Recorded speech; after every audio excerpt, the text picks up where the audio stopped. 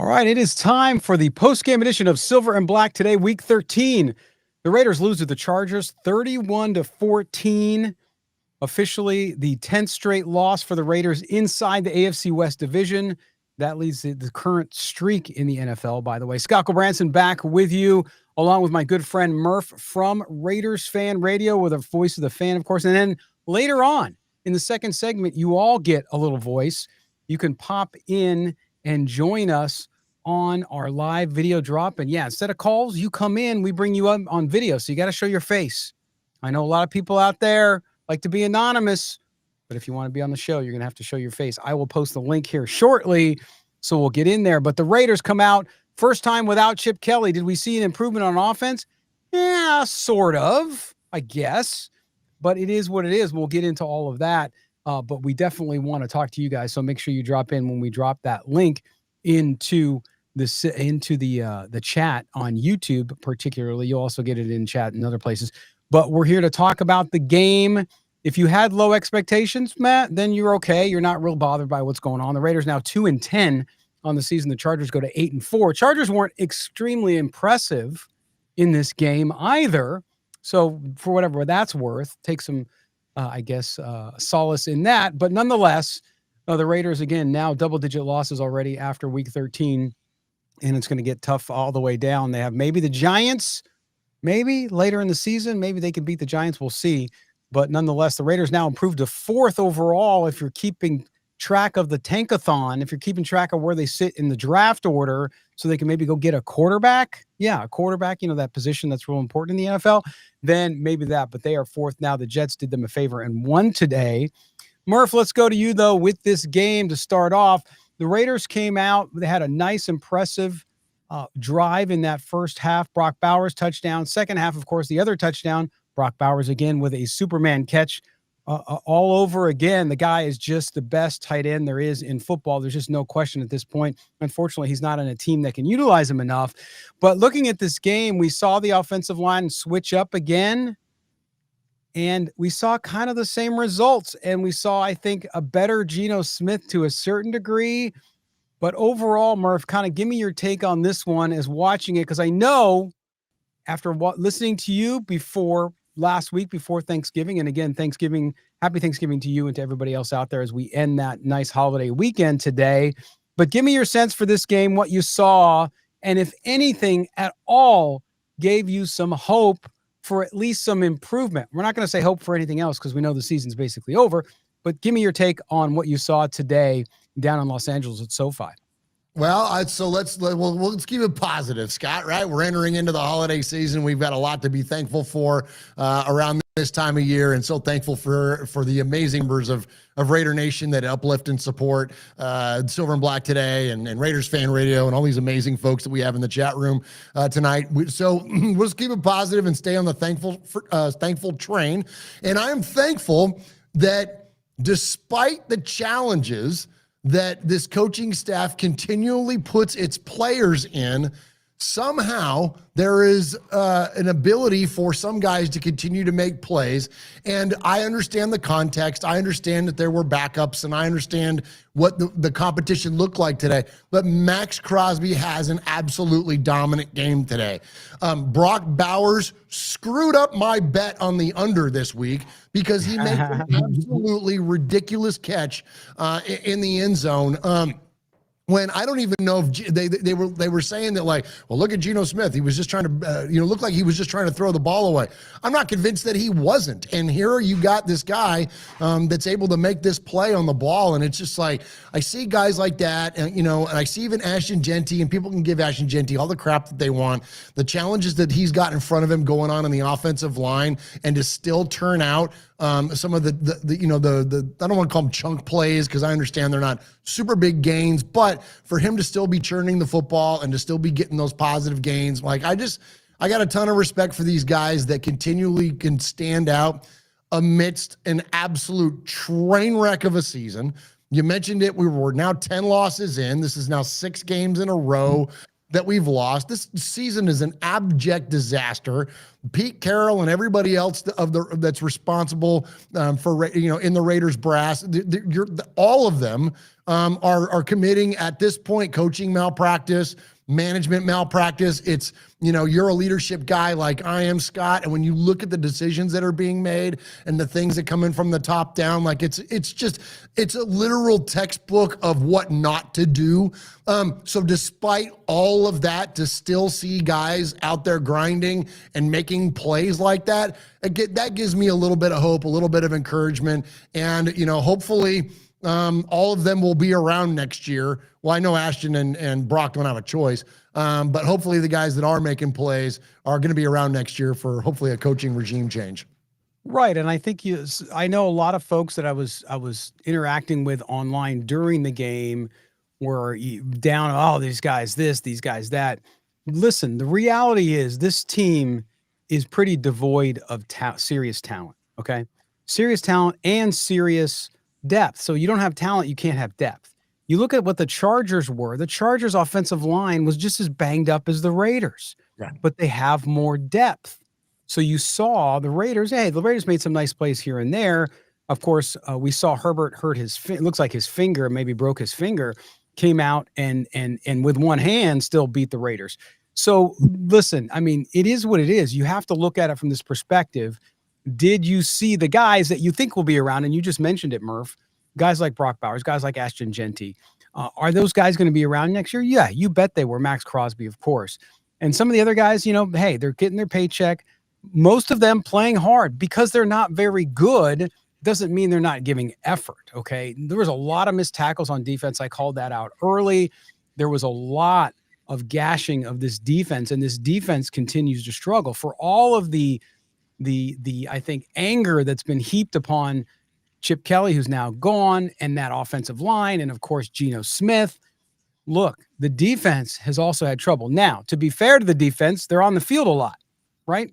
And when you're on the field a lot and you don't have depth, you saw rotations today at defensive back, constantly moving guys in and out. You saw rotations on the offensive line again, and we'll get to the offensive line and what a freak show that is at this point.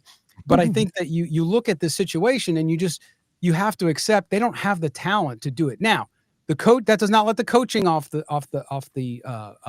hook either, because I really think Patrick Graham has a lot to ask for, because you're not seeing, and Murph, you mentioned it during the game, you're seeing guys out of position in week 13. Mm-hmm. Okay, that's coaching. Yeah, if a guy's in position and gets beat, okay, that's a lack of talent, whatever. But when you're seeing players on defense that are completely out of position, aren't making tackles, are doing things. And look, I've been a Devin White guy. He's had a resurgent year. Is it good enough to keep his role next year? I don't know. But I will tell you, he had 2 penalties in the first half for 30 yards on plays that a veteran of his caliber should have no business making. So there's still a lack of discipline that we've seen throughout the season on both sides of the ball. So this goes back to coaching. I had somebody arguing with me today that Pete Carroll deserves another year. Absolutely not. This has been such a disaster. And this isn't about calling and just calling on coaches to get fired because a team's not doing well. I don't do that. I've never done that. I've just called out the facts. I know you've done the same. Even though you guys do a show as 3 fans, you're always honest and forthright. You don't just do it as an emotional fan. You also do it as an observer of watching what you're seeing on the football field. And that is exactly what we're seeing. Does the front office own it? Absolutely. We heard this week, Murph, you talked about it on your show. All the dysfunction in the front office. Brady, yes, deserves blame. Spytek, yes, deserves blame. And, of course, Pete Carroll. And then Mark Davis. Everybody deserves this, because this process, this system is allowing what you're seeing that's rolled out on the field and what has been the result and why the Raiders sit at 2-10. Absolutely, Scott, and okay, we were positive there in the first little bit of the conversation. Now let's dig into this stuff, because this is the things that are glaring, is that even when you aside from those individual performances of the day, as you mentioned, you see a lot of players that are out of position. You also see a lot of awful design. You see a lot of these cover threes, a lot of these zones. You're putting Devin White in a position to cover Keenan Allen. Like, in what world Does that make sense on paper or otherwise? Right, And right, you know, right. and then you couple that with the lack of effort when it comes to tackling. Like, is there a worse team in the NFL tackling in the open field than the Las Vegas Raiders? My answer to that question is no, and that is 100% lies on the responsibility of the coaching staff. This is a Pete Carroll that literally prides himself on tackling. When I was a youth football coach, way before Pete Carroll was the coach of the Las Vegas Raiders, I used to study Pete Carroll tackling videos so I would understand how to teach proper technique to take the head out of the play and get the guy to the ground, things that he was doing 10 years ago. This is a guy that built his career as a definitive thing in his career, and we're the worst tackling team in football. So, like, is it him? Is it the staff? Is it the collective? Is it the play? I don't know. But what I do know is that it starts at the top and then it trickles on its way down. And so they have got to be held responsible for that, for not only the out of position, but also the play design. And then in terms of not wanting to move on from him, you know, you mentioned you had a back and forth, and I've had a few too. People that be like, you know, they're like, oh, that's one of the things that gets the Raiders is that they're always wanting to move on from guys, and no one's going to want to coach here when you're one and done, blah, blah, blah, blah, blah. Here's the thing, man. When you have this level of aggression in a football team, you do not earn consistency. You don't earn. This is not, you don't have a right to year two just because. Like, you don't get, you in business, you don't lean into things that aren't working. You change. You pivot. There you go. There's a buzzword for you. You have to pivot. You have to change. You got to freaking do something different. And so the way that this Raiders season is going, it's not going well. You're not going to do a full rebuild with a 75 at the time year-old head coach and a 36-year-old quarterback. Like, come on now. Be realistic about it. It's time to move on. And I promise you, if all you got to do is look at the Chicago Bears, look at the freaking the Carolina Panthers, what do they got? They got first-round quarterbacks. They got young, offensive-minded head coaches. No, it's not the only way to build a successful football team, but it is a very successful formula in the modern-day NFL, and it allows you to build in other positions because you're taken care of for 5 years at the most expensive position in all of football. So it's important for the Raiders to move on, to clean house, and then to promise the next guy coming in a first-round quarterback, and whether that's, you know, Mendoza or that's Ty Simpson, whatever, just those two names off the top of my head, in either one of those guys is an instant upgrade for this Raiders team. And you can't tell me that a young offensive-minded head coach like Clint Kubiak isn't going to want to go to freaking Las Vegas where they have endless amounts of salary cap and then a first-round QB to coach up. And by the way, and the last thing I'll give you this, Scott, is that I am not sitting here like clamoring for every coach to get fired after 1 year that doesn't have success. But and because the reason why is all you got to do is rewind the clock back to 2014 when Reggie McKenzie drafts Derek Carr, drafts Khalil Mack, drafts Gabe Jackson, and the Raiders won 4 damn games. Okay, we started off that season 0-10, but we were still patient because we understood the plan. We saw the building blocks. We knew where this thing was going to go. And then 2 years later, we were in the damn playoffs. No one in Raider Nation is going to be going, fire the guy. No. 1 year in on a young quarterback with a young freaking coach. You know what I'm saying? Like, and so and pushing against it, I don't get it, man.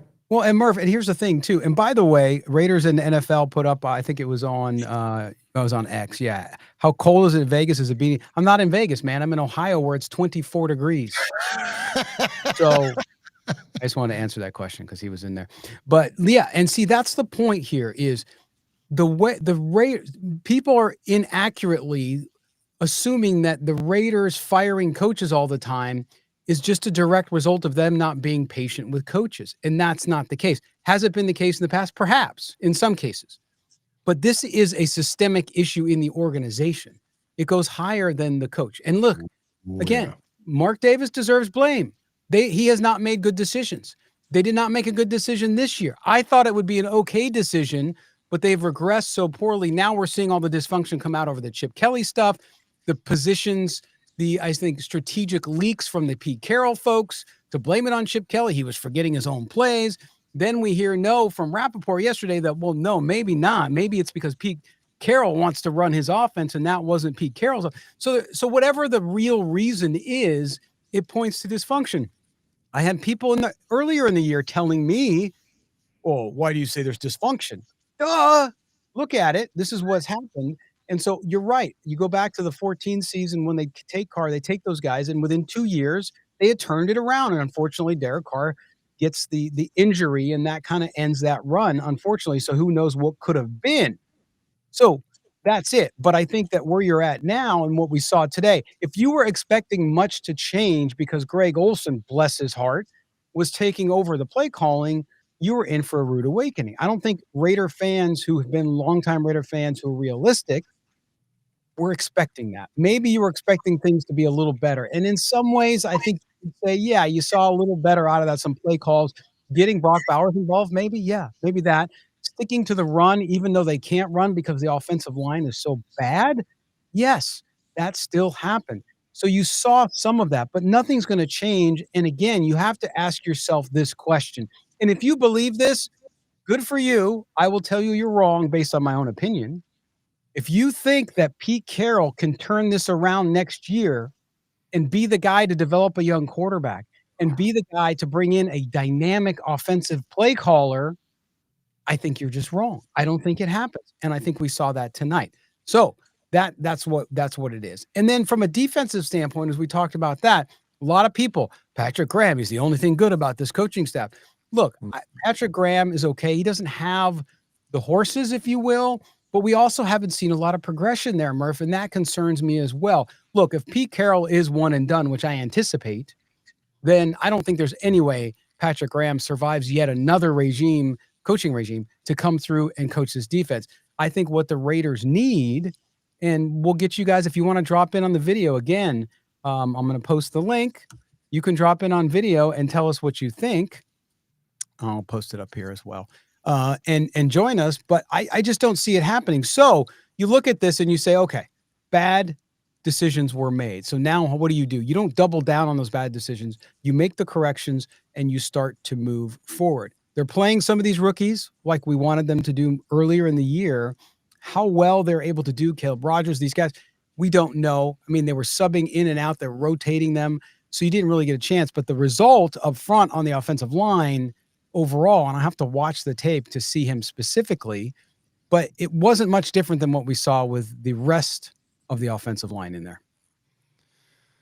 Yeah, so gosh, there's a lot to get to there. So I want to go back to the Patrick Graham thing a little bit, and I'm with you. Like, there's no one in the NFL, well, I say no one, but like rarely do coordinators survive a regime change.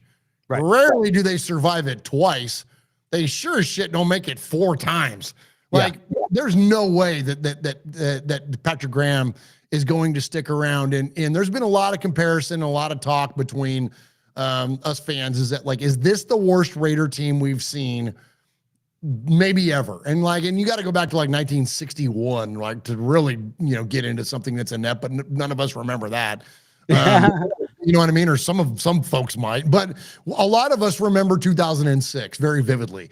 And the talk around that team was always, the offense was absolutely horrible, but the defense was pretty good. And so when we look at that 2006 defense with Stuart Schweigert and Nnamdi Asomugha and those guys, they put up great numbers. They were literally a top 10 defense in some categories. And some fans will tell you, be like, oh, it's because the other team didn't really have to do a lot or whatever. Well, other teams don't have to do a lot against this team either. And so that team in 2006, as awful as that team was, I think this team's worse. And so you got to hold Patrick Graham accountable for that, because that team had the worst offense that the Raiders history, and still had an incredible defense. Here we are, not far from having one of the worst offenses in Raider history, and the defense is still giving up a ton of points and giving up a bunch of yards and allowing players that we've never heard of before have career days. You've got to, at some point, is what I say about anybody when it comes to the Raiders. At what point then do you hold them accountable?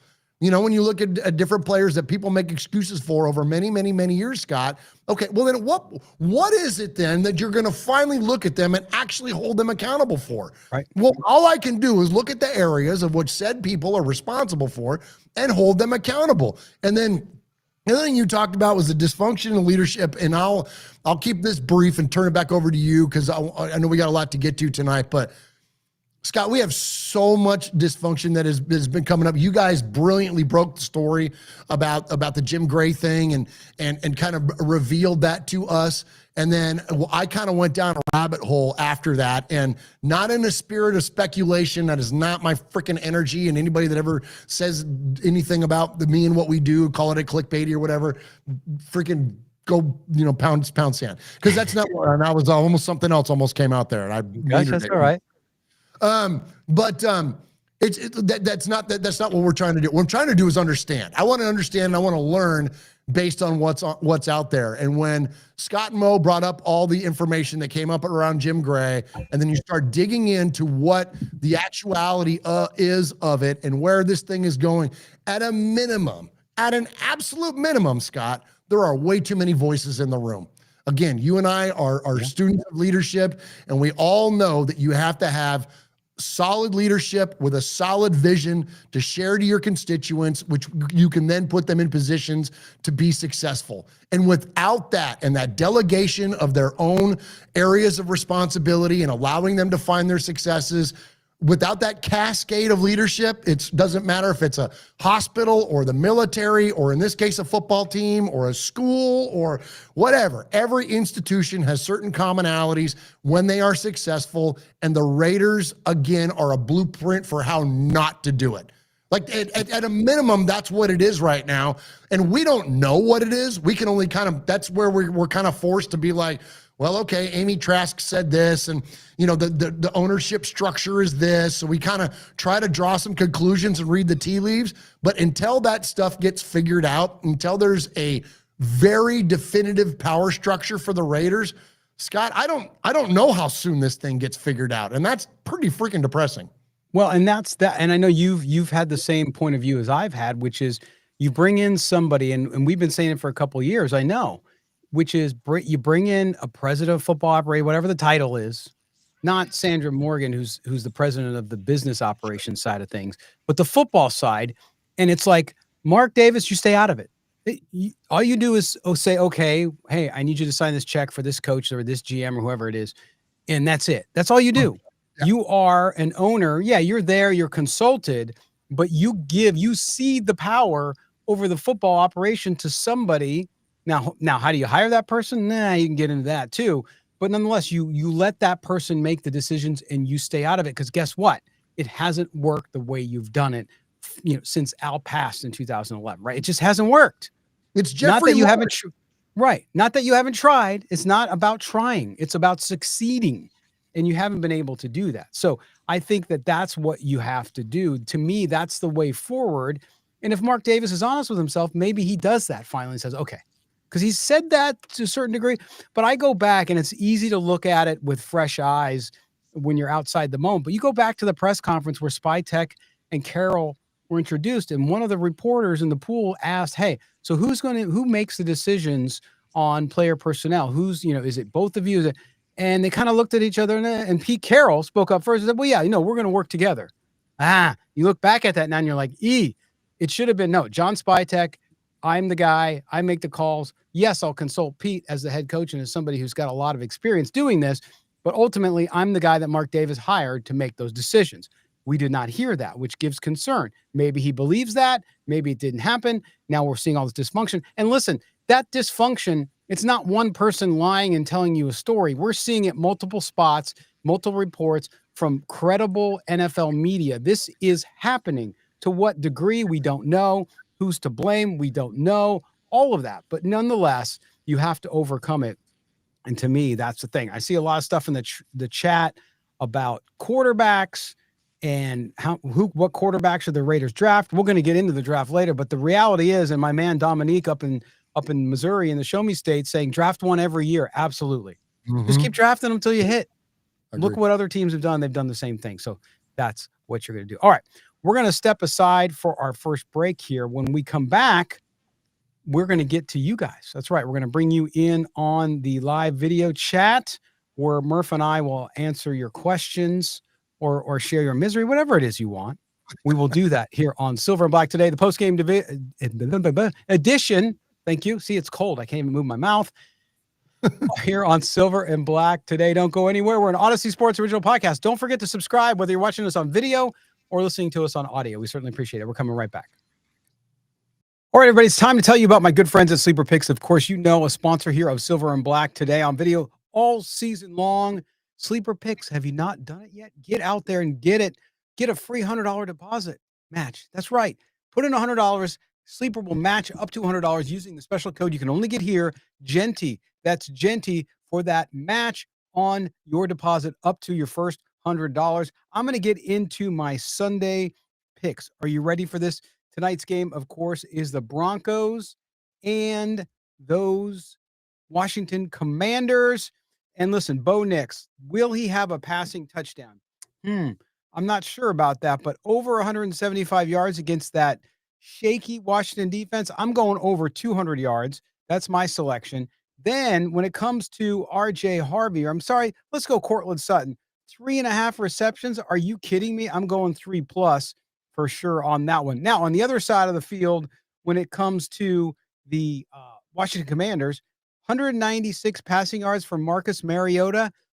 I don't know. I'm just going to go with 150 there. So my sleeper picks for tonight's big Sunday night matchup, Cortland Sutton, over 3 receptions, Bo Nix, over 200 passing yards, and Marcus Mariota, the former Raider, former Heisman Trophy winner, 150+ passing yards. A $20 wager on that nets you 32 with the correct on that way. Check out Sleeper Picks. Don't forget, GENTY is the code to get your match up to $100 deposit.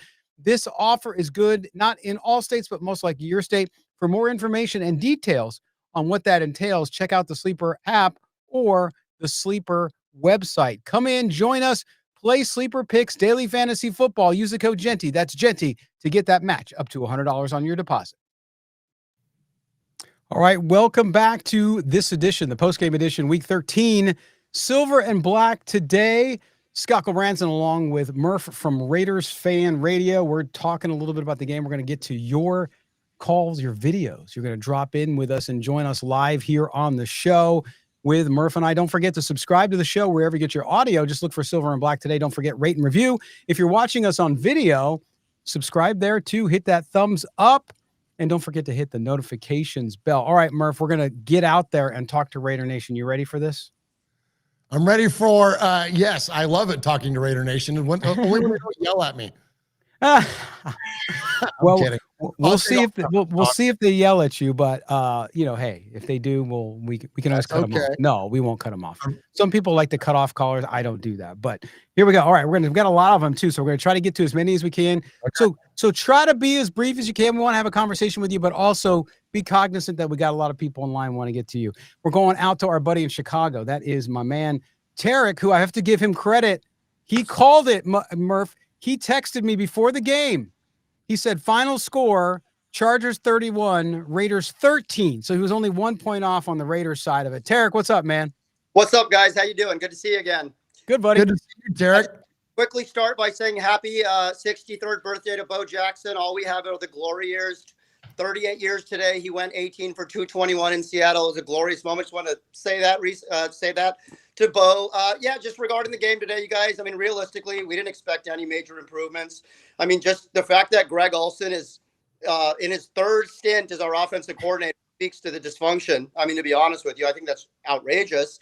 10 straight division losses, which is incredible. But at this point, you guys, I hope we finish 2-15. I'm not rooting for the Raiders to win anymore. I'm rooting for specific players like Jack Bash, Ashton Genty, Brock Bowers. I'm rooting for individual players that I know are the core of our future. But at this point in time, I think it's a foregone conclusion. It better be that Pete Carroll is gone. I mean, when you talk about he's preaching competition all year long, then you talk about the favoritism, playing his guys, not playing some of these younger guys who are as high as second and third round draft picks. And then the nepotism with Brennan Carroll. Like, you're going to get rid of Chip Kelly. You're going to get rid of the special teams guy. But your son is a disgrace as the offensive line coach. Never should have had a job in the first place. I wish we could hear something from Spytek. I think it's a bad look to not say anything to the fans. But I do think it's a foregone conclusion, you guys, that at this point, Pete Carroll, once the season concludes, is either going to step down or he's going to be terminated. He's going to get that option behind closed doors. I continue to have little respect for Mark Davis. I refer to him as a very good con man. He feeds off his dad's legacy and continues to make millions of dollars. The audacity to have the most expensive tickets in the league. But I want to speak right quick to what Murf said. What's the road to relevance going to look like? There is no quick fix here, you guys. The front office is in flux. I was like, where is this all coming from regarding Jim Gray, for crying out loud? But the coaching staff, we better get it right in the draft and free agency. Not only do we not have, and we have a depleted roster, not only do we not have quality starters at glaring positions of need across the team on both sides of the ball, including special teams, but we don't have any depth either. So we're going to go into it again with a lot of cap money. We better get a quarterback in the first round unless it's an offensive lineman. But it's going to take a while. I mean, I've been a fan. I'm 52 myself, Murph. And, man, it's been brutal. And I'm just sick of all the dysfunction and all the losing. But I agree with you guys completely. I don't think we're relevant for another 3 to 5 years. No quick fix here. I was hopeful of that at the start of the season. But I think it's going to be an interesting offseason. But on Black Monday, I better wake up hearing that Pete told me. All I want for Christmas is that.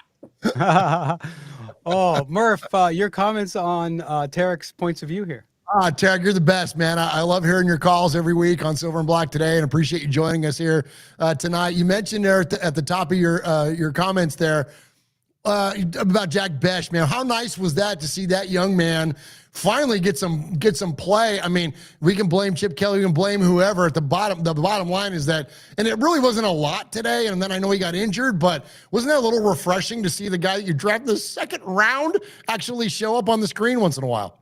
Yeah, no, I agree. I just think players like Jack Bech, I think players like Mike Mayer, even let's go back to Hunter Renfrow. These guys would have been have had a lot more success on other franchises, on functional franchises. I mean, it's kind of early. We haven't ruined Bech's career yet. We haven't ruined Genty's career, but we better get it right because you don't want a lot of our core star players who have high expectations of winning to check out. So Jack Bech should have gotten these type of reps weeks ago, but instead you fly in 33-year-old Tyler Lockett, more favoritism there.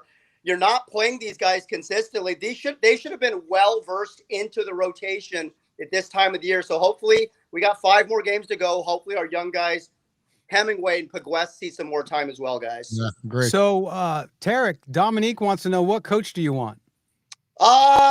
Anybody who's not named Pete Carroll. No, I honestly, I think that's a little bit premature. I don't want a guy coming in from the collegiate ranks. I will say that because other teams can afford to swing and miss. We can't. We missed out on, Lane Kiffin, which Al Davis probably screwed that up. There's been a lot of talk about Kubiak, but I will say this, you guys, without really doing the research yet, I want an offensive-minded coach paired with a high draft pick quarterback. That is the starting formula for success. Don't get a retread like we had with Garoppolo and Minshew and Geno. Get a young offensive-minded guy like Ben Johnson, pair him up with a young quarterback who has a lot of potential. That's the starting point for success, and that's going to want to attract free agents and other coaches who want to join that kind of a movement.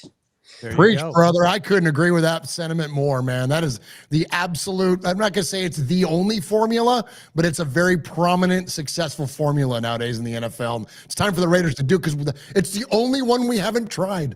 Yeah. And not only that, look, it's never guaranteed when you get a quarterback, but you just got to keep doing it. You got to try something different. And I think you're absolutely right. Tarek, my man, as always, a pleasure. Thanks for stopping by. Take care. All right. See you, Tarek awesome. out in Chicago.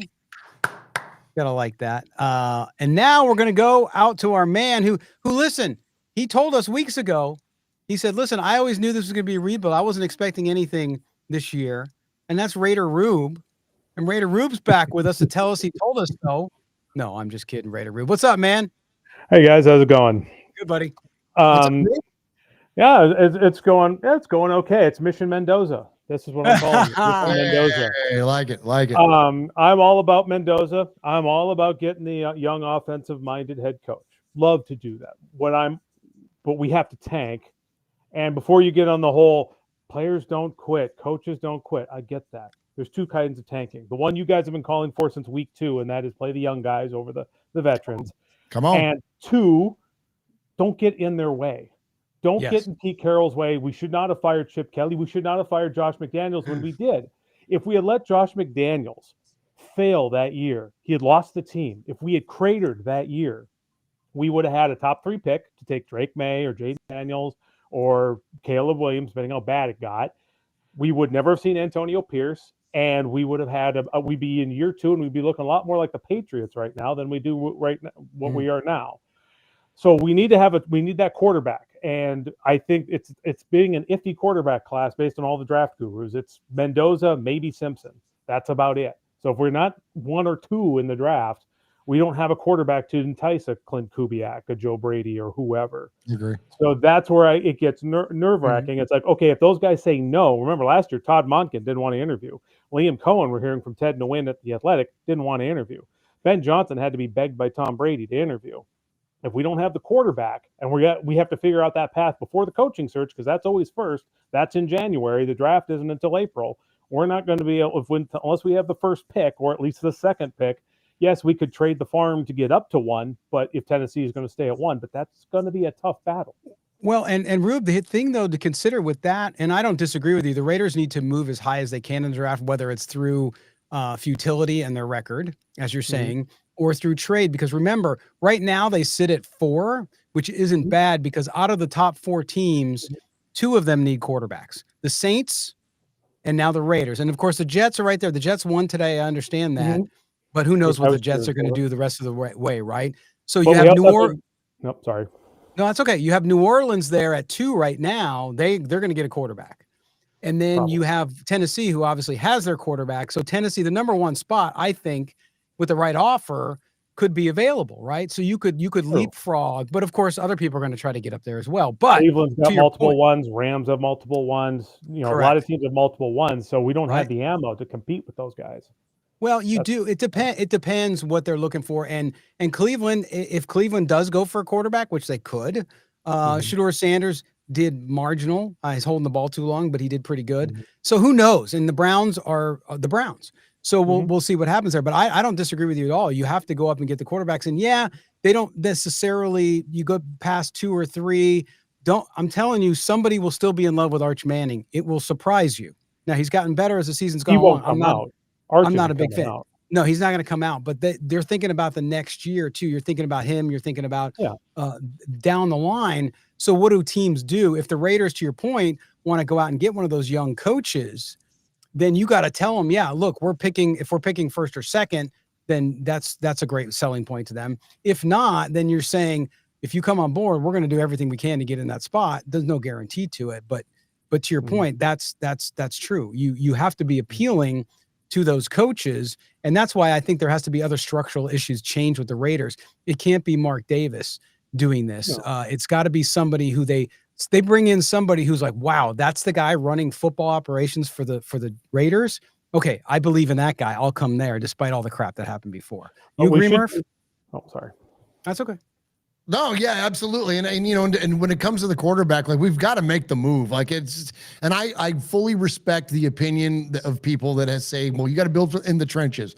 And I'm not disagreeing. But I do the same.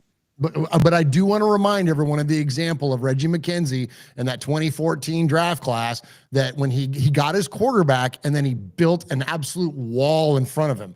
And yeah, it took a year to sign Kelechi Osemele and to sign Rodney Hudson and to get those guys, and you're drafting Gabe Jackson and whatnot. So it took a minute, but they built that wall in front of him. And I think that there's nothing wrong with that formula.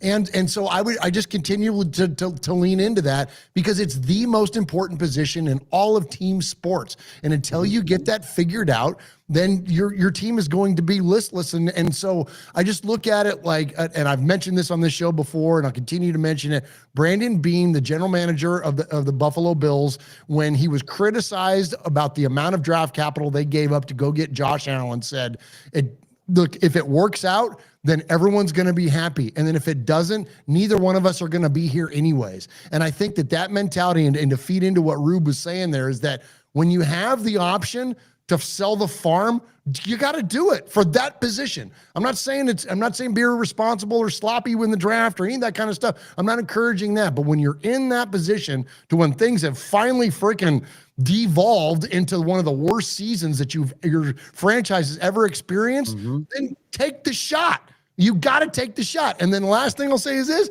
and anybody that's like, well, what happened the last time we did it? Jamarcus Russell was 20 years ago. Get over it. Like, it's time to make the move, Rube, right? Absolutely. We can't be afraid because of Jamarcus Russell. No, we do need to take a swing. Absolutely. I just don't want to go the swing of Carolina Panthers where we don't have anything in the cupboard and we're expecting our quarterback behind an already bad offensive line to now have to try to go and fend for his life next year. And just like what happened in Carolina. Yeah, Buffalo is the great prime example of it working.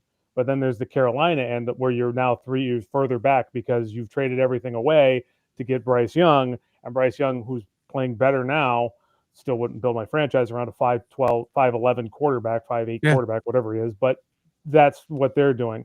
I also think we should keep an open mind on young defensive head coaches. I know it's just because if we can't sell the quarterback idea, the Chris Shulas, even the Robert Salas, those guys, I think the younger defensive coaches are more open-minded to offense than an older defensive coach like the Vic Fangio, Pete Carroll types.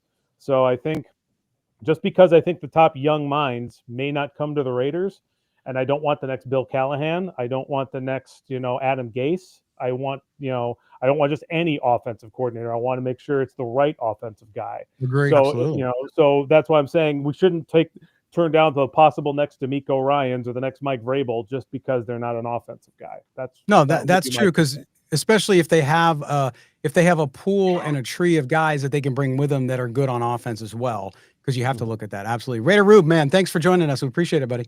Bye-bye. See you, Rube. There's Raider Rube. Next, we're going out to my man, Pastor Mike, behind bars, who's not behind bars right now. He's at home, but he's there. What's up, my man? Good. How's it going, guys? It's going all right. We had to watch that football. Wasn't necessarily as bad as the last few weeks, but not exactly one I want to remember. Yeah. Once the Chargers got the lead, I was like, okay, it's over. It's like we're just not going to come back. Offensive line is porous. And that's what I don't get. It's like, why on 4th and 1, why did you run Genty like up the middle? Why didn't you throw a toss play? Why didn't, so the play calling is still trash, Well, I mean, so it's the system, right? The system is broken and you can't expect Greg Olsen. And he admitted that. They talked about it on the broadcast. He said, I can't come in and just fix the system overnight. Like I can do different play calls, but it's still within that system, which is not working. Right, exactly. So my thing with as far as Pete, I mean, is it a foregone conclusion that Pete will not be back next year? I mean, I don't know. No, but it scares me. It scares me that it's not a foregone conclusion, but anything can happen. Yeah, and Raider Rube, I guess he's not preaching patience anymore, right? I mean, he mentioned, getting a young coach, right? I mean, a few weeks ago he was saying you need to be patient. It's like I am not going to be patient with a 74-year-old head coach. Yeah, I think if Pete was 64, I would be. Pastor Mike, I think to defend Rube for a second, I think he was more talking about the building of the roster. I could be wrong. I'll let Rube speak for himself next week, maybe. But I think that's what he was more focused on. But I get your point. Sure. Yeah. So, I mean, I hope, because to me, it's like, it's just not working. I mean, if a coach of it's like the flavor of the month, right? Flavor of the season, whatever, we're going through coaches, but with Pete, it's like, you got to be done as far as I'm concerned. I have no trust in the guy at all. It's just, there's just no way. I mean, I can see him building this roster and building this team. And obviously there's a bunch of dysfunction going on, which, hey, come on, man. It's the Raiders. Of course there's dysfunction. There's been dysfunction for how long, right? I mean, it's being an old Raider fan, from, witnessing, the first Super Bowl win and, LaMonica, Stabler and all those guys, it's sad to me, but I mean, this year, like I told you guys, a few weeks ago, it's like, I'm not going to any more games, selling my tickets to the best that I can. As a matter of fact, I contacted somebody I knew on Facebook that are Chief fans and say, hey man, you want my Chief tickets? Cause I want to make money, now. And they, unfortunately, they're like, nah, because, the Chiefs hopefully don't make the playoff either. So so they're not so keen on that, but I'm hoping and optimistic that we can, get this thing turned around, but it is going to take a while. And I have to disagree with Tarek. And when he talked about the high ticket prices, Mark Davis has nothing to do with the high ticket prices in the secondary market. That's me and other guys, and so, true.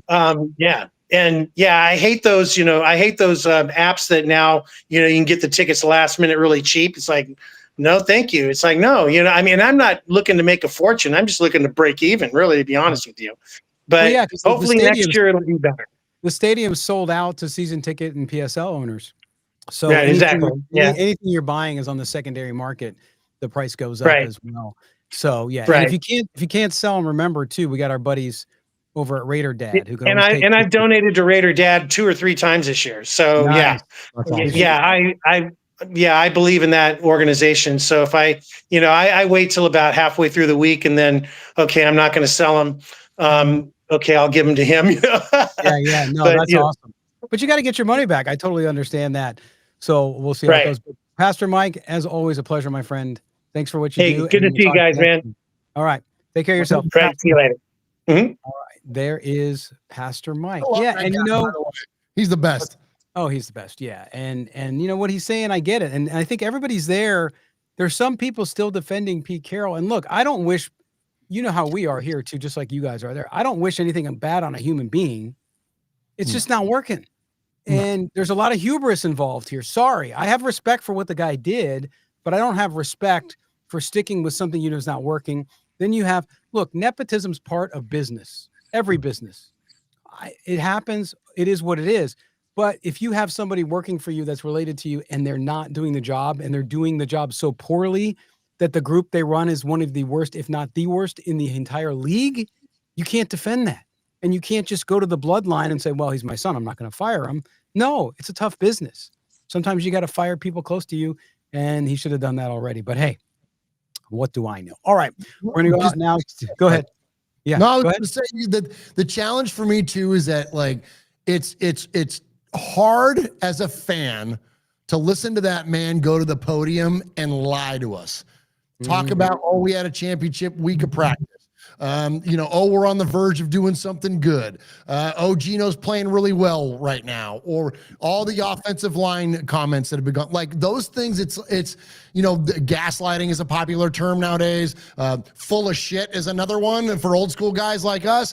But you know what I mean? It's like, don't piss on me and tell me it's raining, Pete. Like we can see this stuff, and there is no fan base harder to get over than Raider Nation. It's us. Like we are so invested into this and have lifetime investments in this. And homie, you've been here for 12 games. So don't freaking try to come in here and tell us that everything is okay when clearly we can see that it's not. And I would have so much more respect for that man. And frankly, one of the biggest letdowns around that guy is that because of his history in the league and in football in general, I thought he would be a little more microphone savvy and be willing to own what it is that's going on. And it's not. It's a constant blame shift. It's a constant finger point. And if you can't own up to the things that you're responsible for, I have a really hard time respecting you. Yeah, the denial is over the top. And in fact, I've had people complain because our podcast opening, Murf, has Pete Carroll from the press conference where he's talking about, we're going to go out, we're going to win. And people are like, you got to change that. Because fans, to your point, like, dude, you're not telling us the truth. You're not being forthright with us. you don't expect the coach to go up there and throw players under the bus and say that we No. suck. No, but you say, hey, look, we're letting you down. Here's what we're doing. We're trying to fix it. We're trying to do this. Do we have the right guys to fix it? I hope so. If we don't, then we got to work on that too. If there was some honesty there, some forthrightness, then I think fans would be okay. They still might want him gone, but they would at least feel like, all right, at least the guy's not just blowing smoke up our ass, right? He's being truthful with us. So I totally get you as well. All right, we're going out to Elias is going to join us in now. Elias, what's up, man? Where are you at again? I'm out in LA. All right. What's up, Yeah. Elias? How's it going, guys? Were you at the game? Dodger fan, are you? I am a Dodger fan. Oh. So I've got one thing to root for. All right. So a couple things. I did not go to the game. I was offered tickets at face value. Me and my dad were gonna go, and we said, hell no. Not gonna spend my money on that. So first thing I want to go or talk about is the O-line. That O-line is atrocious still. Brendan Carroll, the nepotism, like you guys have been saying, everybody sees it, everybody knows about it. But there's one play in particular that I want to talk about. I believe it was the first or second quarter. You've got 8 Chargers defenders in the box. It's clearly an all-out blitz, and Kappa just gets completely blown up as the center. Gentry's on Gino's right hip. He's got to go block that linebacker that's just going straight for Gino, and Derwin James gets his sack.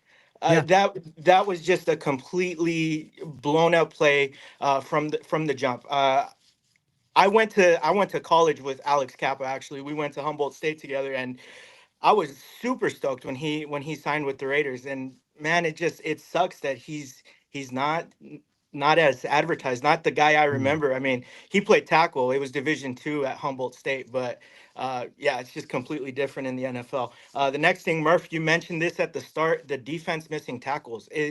I'm pretty sure we have the worst or we're the worst team at missing tackles in the NFL. We have the highest missed tackles. I'm almost certain on that. I don't know if there's stats to back that up. I haven't looked into it myself, but I trust Murph in looking into that. And then last thing here, offense scores less than 15 points yet again. Just horrible offense. Greg Olsen, he's not a miracle maker. We've had renditions of him in the past, and he's not the guy. So it sucks. And then for me, I think Raider Rube said this. Chris Shula as head coach would be awesome. I think a young defensive minded. I know you guys are of the young offensive minded guys, but Brian Daboll's sitting right there. Why don't we pick him up as an offensive coordinator? He was a miracle worker with Josh Allen. So if we could get a young quarterback in the first round, hopefully Mendoza, and pair him with Brian Daboll, I think that would be great. Even if we have a defensive-minded head coach in Chris Shula there, but.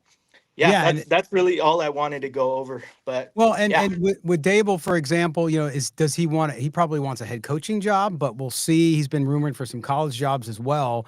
But a good thought there. You talk about missed tackles. I'll give you the stats here. Bengals lead the league, and since I'm in Cincinnati and I have Bengal buddies, if you think the Raiders are bad, you should watch the Bengals. Then the Steelers are second with 94, Colts third with 90. This is today. So the Raiders may have moved up, and the Raiders are fourth with 85 missed tackles. So they're in the bottom 4, maybe after tonight 3. So it's a good point. Caused 9 missed tackles just himself. Yeah. So we're definitely top 2, if not 1. Probably 2. You're probably right. Yeah. So actually, the Bengals defense had a better game this week, so they might be catching up to the Bengals. Yeah, absolutely. And then I liked Murph's tweet today. This is that annual game of, some unknown player has a career day against the Raiders. Death, taxes, and that right there. You know what I mean? So, and then also the trap games. You can't forget the yearly trap games that we all get. So, that's really it. Also, Cincinnati Airport. I flew into there the other day. Not really in Cincinnati. No, Northern Kentucky. Weird. That's kind of weird. So yes. But yeah. Too far. I just drove my son there this morning, so to go back to Vegas. So there you go. All right, man. I got a question. What's your Twitter handle? It's just my first name @EliasAmador_. I All right. I'm going to make sure follow both you guys. I follow you. As Scott prefaced in I the will. beginning of the show, it's the old school Jim Rome. Get in, get out, have a take, and don't suck. Dude, you brought the thunder. That was awesome. He was man. awesome. Yes, Thanks, man. We guys. appreciate it. All right, brother. We'll see you next time. Have a good week and take it easy on the freaking Padres, please. All right. Can't do that. I know. I get it. All right, brother. Thank you so much. There we go. That was a good one. Yeah, he was all prepped, man. He had his list. I love that. Right? Love Makes it, it man. really That good. was fantastic. Heck yeah, man. That's Good awesome, stuff. man. Love it. Great, And look, the offensive. Look, he went to school up at Humboldt State. Yeah, you got all people are like Humboldt State. Where's that? For those of us who grew up in California, where the weed is. it's where the weed is. Some good mushrooms up there too, Murph. Don't forget the mushrooms. Hey. Up there at Sonoma, and then I had all my buddies went to Chico State, which was much more about beer. That's where I went. I know. Chico State. yeah. Remember the old Chico State logo with the 3 Wildcats with the mugs, and they got rid of it because things got too sensitive. But Absolutely. And I they love that canceled logo. Pioneer Days, and then we just changed it to Frontier Days and kept burning couches out on the street. Yeah. Exactly. That's crazy that I was probably up there when you were there visiting my buddies, having fun. Oh, that's wild. Playing around. Good stuff. Small world. All right. Appreciate it. Elias, thanks so much. All right, we're going out to Raider Chapin. What's up, man? Hey, how are you guys? Doing good, buddy. Well, to start positive, I just wanted to say and thank you for you guys and all Raider Nation, because these past few seasons we have been each other's like therapy group. Exactly. So at least we have that. We can't prescribe drugs. That's the only thing we can't do. And the other thing is, I know I said like 3 weeks ago that maybe we should keep Pete because we didn't want to give an image of dysfunction, and that ship has sailed. Like that's done. Like at this point, I'm like, yeah, fire Pete, because the image of dysfunction is there. We can't fix that. We need to fix, and not only like the coaching, but like everything, the whole organization. And the thing that convinced me to get rid of Pete was how selfish he's been with all his decisions. And I don't know if Mark Davis ever hears this. I just want him to know that if you're looking for a new slogan to rebuild, or a new mantra to rebuild this organization, it should be the shield comes first. I don't care that Gino is your buddy. I don't care about your son. Frankly, I'm going to be honest with you guys. I like football, but I love the Raiders. So when people tell me that, oh, it's a shame, like Pete Carroll, all the things that he has brought to the game, I'm like, what the F are you talking about? Yeah. Why should I care? Did he did anything of that with the Raiders? No. Why should I care? Is he helping the Raiders? No. All right. How bad is the situation? Is it that bad? All right, get rid of it. And that should be the mantra through the whole team. Should be the mantra for Tom Brady, for Spytek, for everyone.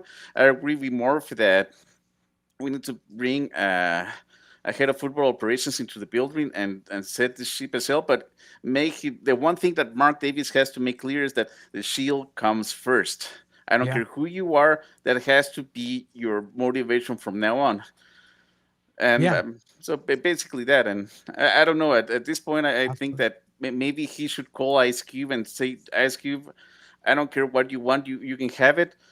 But use your Dodgers contract to get me Andrew Freeman on the phone and let him help me rebuild this organization. He doesn't have to do the drafting, but just have him tell me how to do the structure, because he's already doing that with the Lakers. Man, that's what I was going to pay Chip Kelly. I'm going to pay you Andrew Freeman. And ask you if you can have like your own. I'm gonna make you an ordinary Raider and retire your number if you get me that. And Scott, can I do something there? Go jump in. Dude, you just touched my silver and black Raider heart right there. When you said, I like football, but I love the Raiders. And that's the thing that makes us Raider fans different from, I think, a lot of other NFL fans, is that we elevate the team. We elevate that shield above everything else. And if it's not feeding into the success of the shield and this organization, then I don't want it anymore. And none of us do. And that's where like I can look at like the Pete Carroll's history in football and go, okay, well, that's great. You won 2 championships at SC, and you might even be an SC guy, being that you're an LA guy. But like that doesn't have anything to do with the Raiders. Him going to the Super Bowl and winning, and then going to the Super Bowl and losing, has nothing to do with the Raiders. I could give a shit about his legacy in other team uniforms. All I care about is so far the 12 games in silver and black, and that's been dog shit. So therefore, you're going to receive that kind of an ire from us, because while that's only been 12 games for you, it's been lifetimes for guys like us. And so I love that comment that you just made, brother. Yeah, thanks. absolutely, man. All right, well, hey, thanks for dropping in. We'll see you next time. Thank all right, you guys. And you know what else? He brings up a really good point too, Murph, that I think goes in line with what we've been talking about the entire show, which is, look, you could actually, because all these people who are arguing, well, if you fire Pete Carroll again, nobody's going to want to work here because you just keep firing people. If you keep him, it could do more damage, because with all the dysfunction and the lack of performance and all this other stuff he fired 2 coordinators before week 13 of the first year. Who's going to want to come work for him? Yeah. So I think people forget that. It's like, which is worse? And to me, it's worse to double down on the crap you've done and that's failed. So there you go. All right, we're gonna get to our last video drop in here. It's Captain Refuccio. What's up, man? Hey, how's it going, fellas? Give us your best couple minutes here. Yeah, because I have a few minutes coming up there, but man, this game is really embarrassed right now because first and foremost, the offensive line is weak. They cannot move the defense in the right direction. They cannot block and protect the quarterback. And they cannot make a whole pause for the running backs because defenders either bulldoze or corral them for the right for the pocket, and they become the reason that the quarterback cannot move around the half time and get sacked. These are the reason that the running backs cannot gain any ground and often taken by the backfield, because we have an offensive line that is so weak that we have to depend on the running backs and tight ends picking off with a huge share of blocking. Think about that.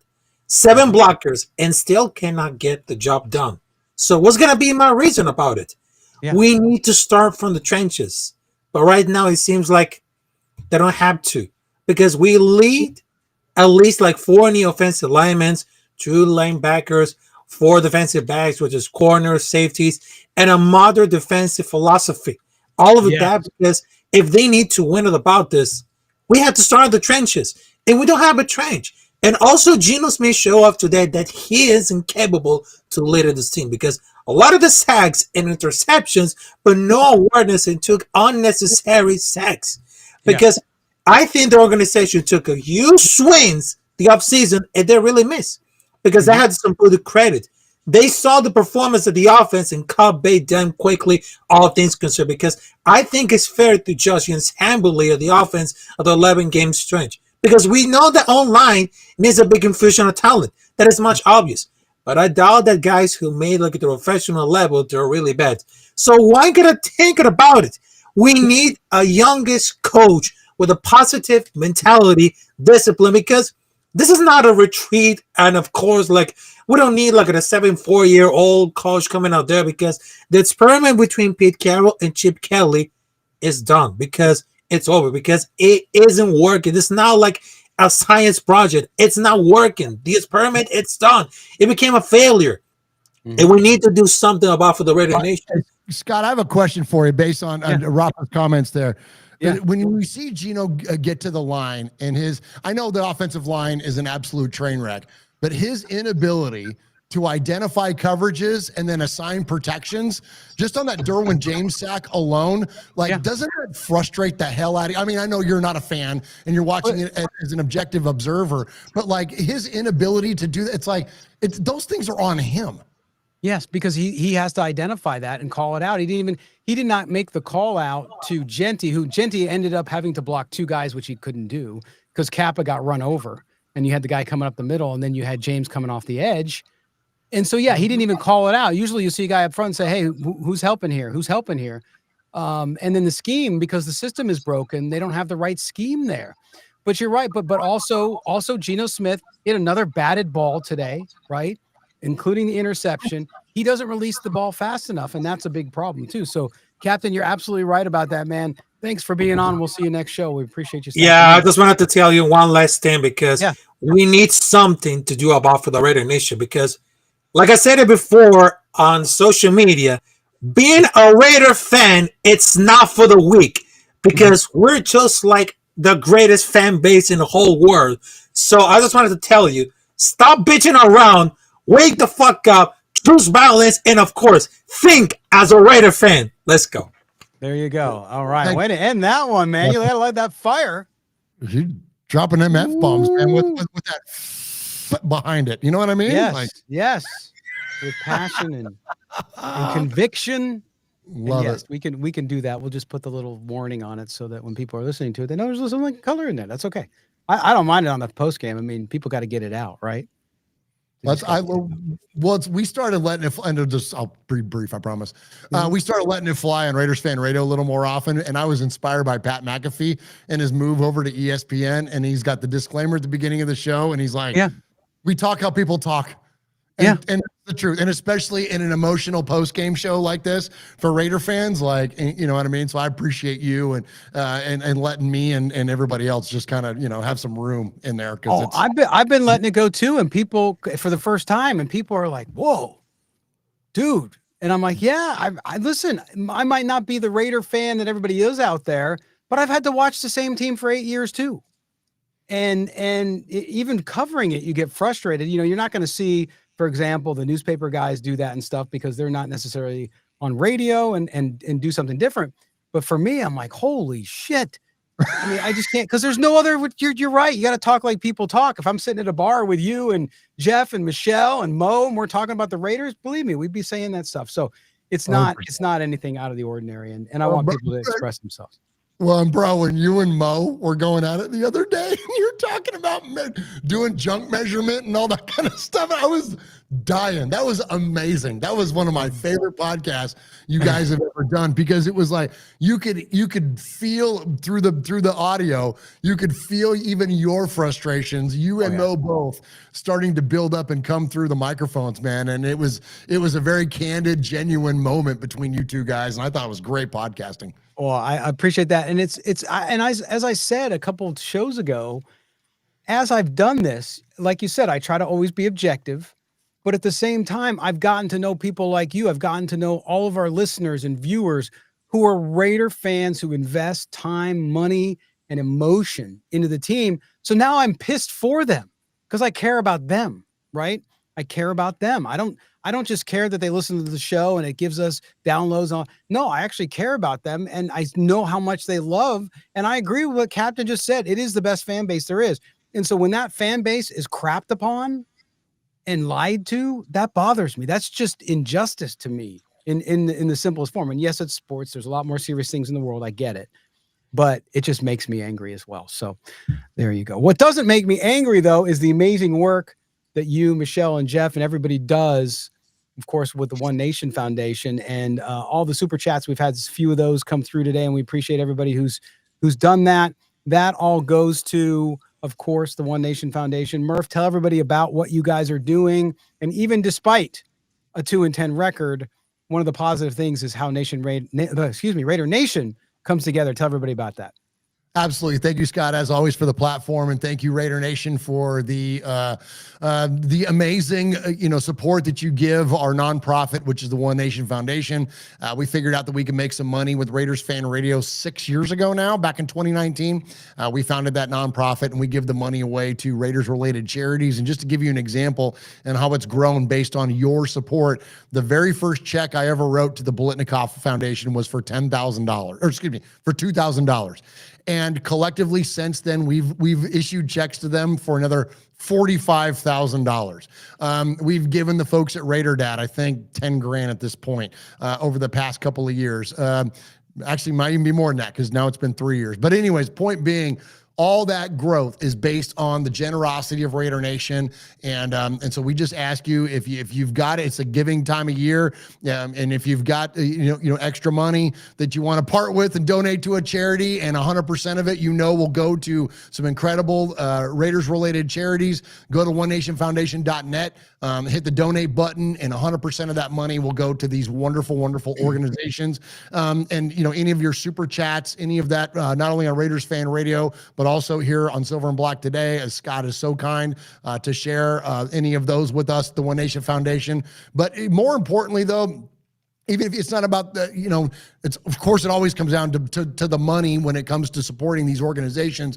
But even if you can't support monetarily, just hit a like, hit a subscribe, hit a thumbs up, hit a retweet. We are in the dredges of freaking Raider football right now. Like, it's the worst time of year as show producers like Scott and I are, in terms of, trying to, generate genuine content that's not a bunch of clickbaity bullshit, and just to get out there and do really good shows with thoughtful conversation amongst folks. And so we would just ask that you support those, because without supporting those, we can't grow the foundation. And that doesn't cost you anything. All it takes is a like, a subscribe, a thumbs up, a review, a tweet, a retweet, tell your Raider friends about us, any of that kind of stuff, because that generates advertising opportunities. And we have sports betting partners. Scott has sports betting partners, here with Sleeper Picks. And so, and it supports Odyssey, and it supports, the network that we're on. So we just thank you guys for that. And that's the really, honestly, that's the best way to support. But of course, if you want to give to us monetarily, we will welcome that as well, and are very thankful for it. And so we're just going to keep giving it away. We're going to keep growing the foundation. We've got some, I'm going to say this real fast. And I know I say that all the time on this show. I'm like, I'll say it real fast. My friend. Take your time. Give it to us. And then I talk for like 19 minutes afterwards. Scott, you've been an amazing advisor to us over the years when it comes to legacy media and how to operate in that space, because I'm just a dopey fan with my dopey opinions in my basement, talking about my favorite football team with my best friends. But we're on the verge of being able to grow the foundation even more, because we're finally looking to be able to be I don't want to say employed necessarily, but we've never been paid to do our show, right? Never, ever. It's always been fan-funded things we're actually got an organization behind us that's willing to enable us to do the show and to be compensated for it. And 100% of that money, I'm feeding it right back in to the foundation. That opportunity doesn't come without the amazing support, the subscribers, all that stuff. So thank you guys for that. It's an honor to represent here on this show, especially the fan voice, to represent Raider Nation. Like, it is, you all and your support of that is incredibly kind. And for Scott to give me this platform each and every week is incredibly kind. And I could rhapsodize about it, talk about it all night long, so I'm not going to. But I just want to thank you, Scott, and thank you to all those listeners, because we've got some really, really cool stuff going on that's going to support some amazing, amazing folks that are doing the Lord's work out there. And so thank you for that. No, and I appreciate everything you guys do. You walk the walk, man. You guys do great things. And don't forget to subscribe to Raiders Fan Radio, wherever you get your audio podcast, but also over on video, and catch our show on Wednesdays live at 7 p.m. Eastern, 4 p.m. Pacific, because it's a blast. It's so much fun. Usually I'm sitting outside. Now it's getting cold outside, so I'm bundled up with a heater at my feet, smoking a cigar, watching the guys do their show, because it's so much fun. There might be bourbon involved too, but nonetheless, that even makes it fun. But nonetheless, thank you, man. I appreciate everything you do, and make sure you support them as we had the scroll across with the website and do all of that. Murf, my friend, thank you again for being with us. We'll see you next time. And again, I'm glad you guys had a great Thanksgiving, and we'll talk to you soon, buddy. All right, sounds good. We'll see you next week. Oh, Scott, I always love to yell like, "Go Raiders, let's go beat whoever's next on the calendar." Yeah, not so much. Come on, let's work for this quarterback. Get the quarterback. That's the new mantra. All right, brother. Take care.